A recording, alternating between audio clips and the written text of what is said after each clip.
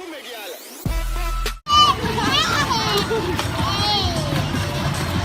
นูที่สุดเลยรักแม่ไหมพี่คะ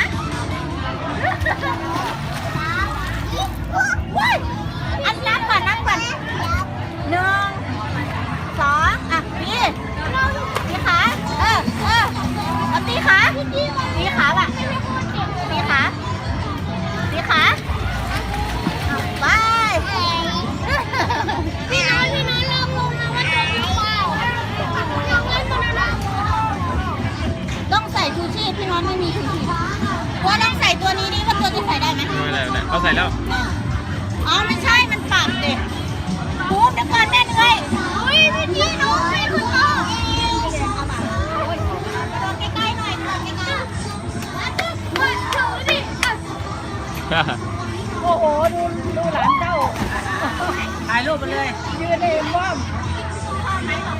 ยิ้มค่ะยิ้ม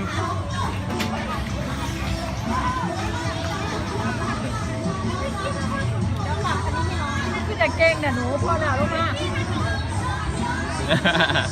ปีนขึ้นเองว่าหนิแม่นอนโอ้สุดยอดเลยวะปีนขึ้นเองว่าหนิแม่โอ้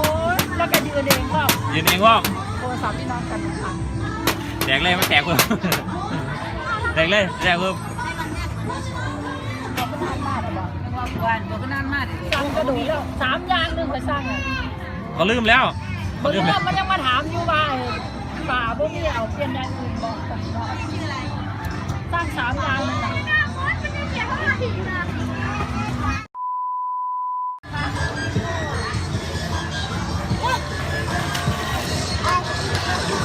แม่ช่วยไม่ได้ถ่ายรูปเขาถ่ายวิดีโอเอาเนี่ยเอาไปวันนี้น้องภูมิมาไหนวันนี้มาเล่นน้ำบอกลูกเล่นน้ำที่ไหนเอาคุยกับพ่อก่อนพ่อถามนั่นพ่อถามไหนหันไปหาพ่อเล่นน้ำที่ไหนบอกพ่อดิ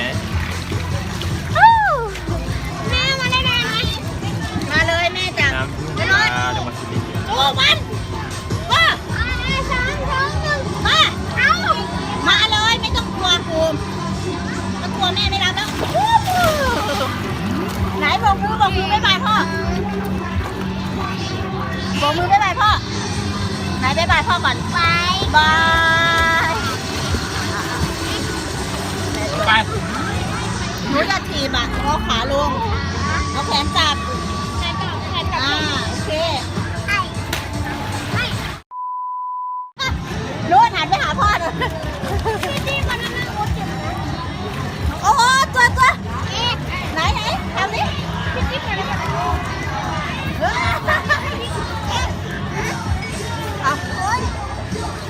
เอาว่ายน้ำไปขึ้นน่ะไปจับเชือกแล้วก็ขึ้นไปก่อนคุ้มแล้วเหนื่อยค่ะพี่ถ้า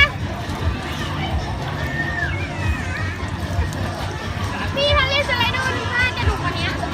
เอาดึงเสื้อน้องลงก่อน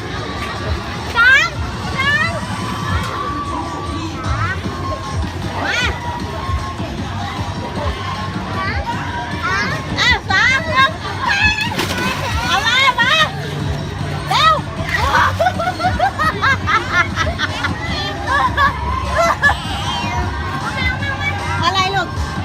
สนุกนี่ไปบอกพ่อนี่ยิ้ม